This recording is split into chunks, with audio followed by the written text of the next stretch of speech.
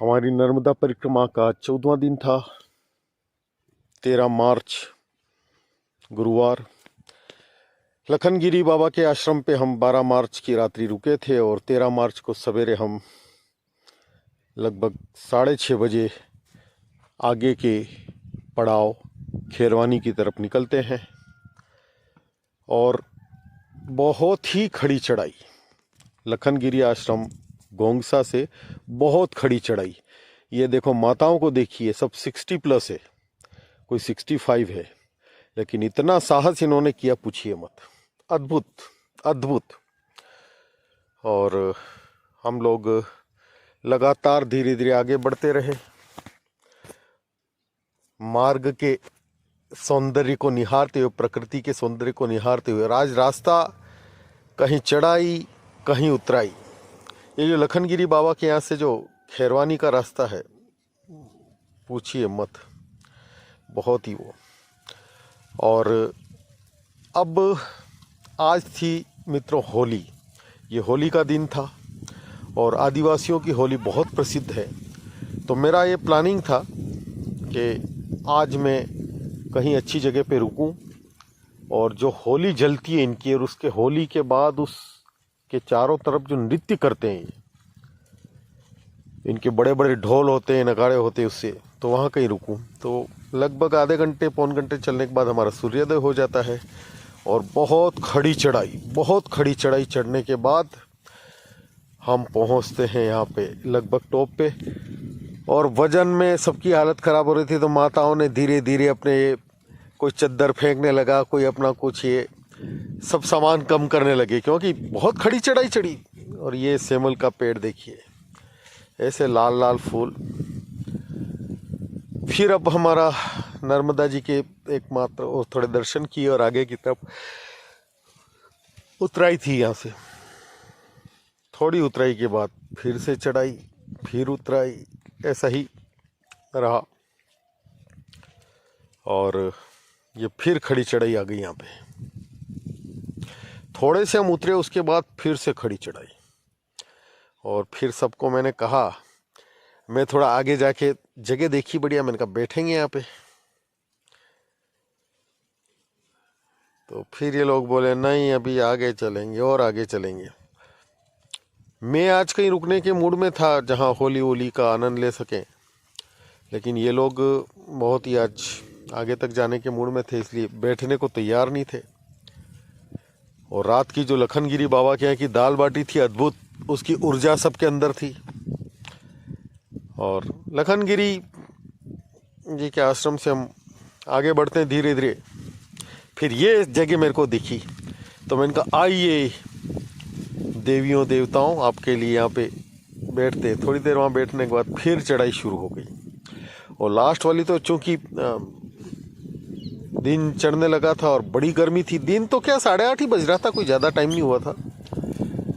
फिर ये बच्चे थे, मेले में से कोई चश्मा लगाया, मैंने कहा यार चश्मा तो लगा के दिखा, हीरो लग रहा है। तो बातें बातें करता रहा। बच्चों से बहुत बातें होती है सुलपानी की झाड़ी में, थोड़ा संकोच करते हैं, उसके बाद खुल जाते वो लोग। तो फिर यहाँ से लगभग थोड़ा प्लेन जैसा रास्ता था। ये बीच में एक टपरी बनी हुई थी, वहाँ चाय नाश्ते की सेवा ऐसा कुछ लिखा हुआ था। हमने कहा कोई नहीं है, तो बाबा बोले कि अभी खुलेगा थोड़ी देर में। फिर ये बाबा से आगे का रास्ता पूछा है, 2-3 रास्ते से, इसलिए फिर हम यहाँ से आगे निकले धीरे धीरे।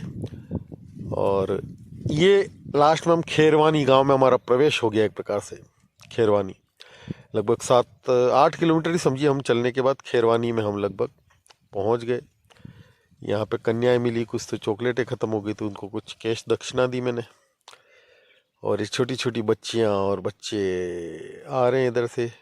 ये बहुत दूर से पानी ला रहे थे माताएं वगैरह, मैंने पूछा तो बोले वो नाले से ला रहे हैं। और लास्ट में खेरवानी का जो आश्रम है, ये यहाँ हम पहुँच गए। तो हमने कहा चलिए देख ही रुकते। तो माताएं वगैरह ये मना कर रहे थे, लेकिन मैंने कहा थोड़ी देर देखते हैं, बैठेंगे।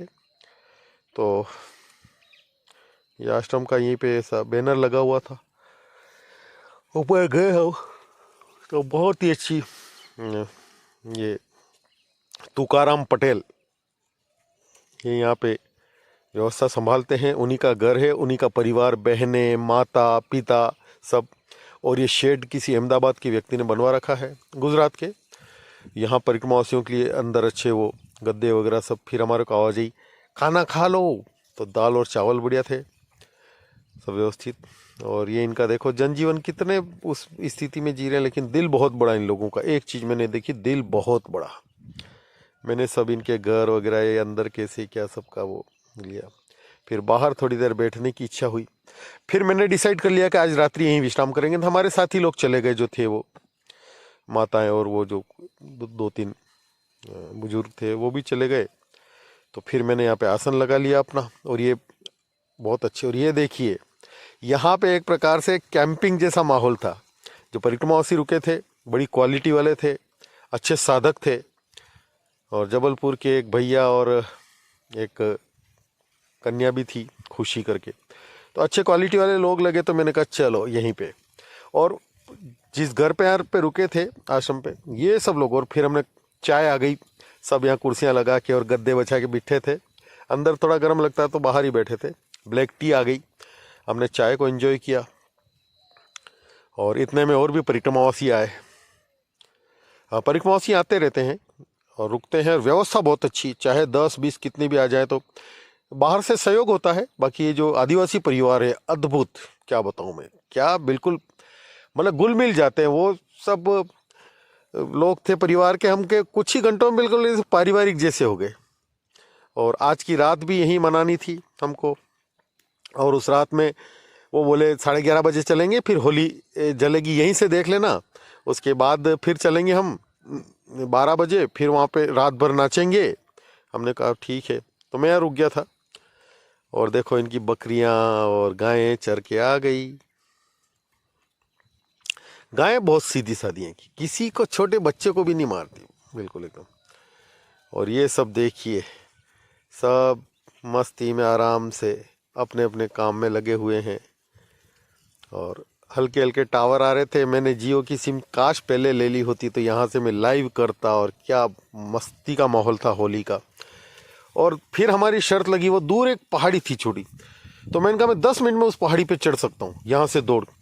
और मैंने शर्त तो ऐसी ले ली। फिर वहाँ से आया तो बहुत दूरी पड़ी, फिर कांटों में होके चढ़ा, बहुत मुश्किल था। और लगभग 7.5 मिनट में मैं वहाँ पहुँच गया। बहुत ही चैलेंजिंग ऐसा मैंने ले लिया था, ऐसा नहीं लेना चाहिए। मेरे हाथ में भी कांटा लग गया था, लेकिन पहुँच गया था यहाँ पे, इस पेड़ के यहाँ पे। और इससे दूर वो जहाँ से मैं आया था वो बहुत दूर है वो जगह। तो ऐसा चैलेंज ले लिया। फिर जब मैं वापस चैलेंज को पूरा करके गया, तो बहुत सब ने कहा अरे अद्भुत, आप तो अद्भुत, आप तो आप गधे के बाप जैसे हो। मैंने कहा ठीक है चलो, ऐसा नहीं बोला कोई, लेकिन बड़ा चढ़ा, क्योंकि ये बहुत ही मैंने वो चैलेंज लिया था।